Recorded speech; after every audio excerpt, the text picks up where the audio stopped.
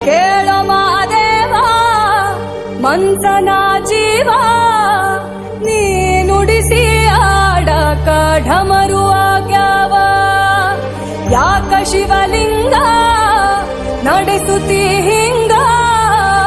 ಏನೇನೂ ಇಲ್ಲಯ್ಯ ನಮ್ಮ ಕೈಯಾಗ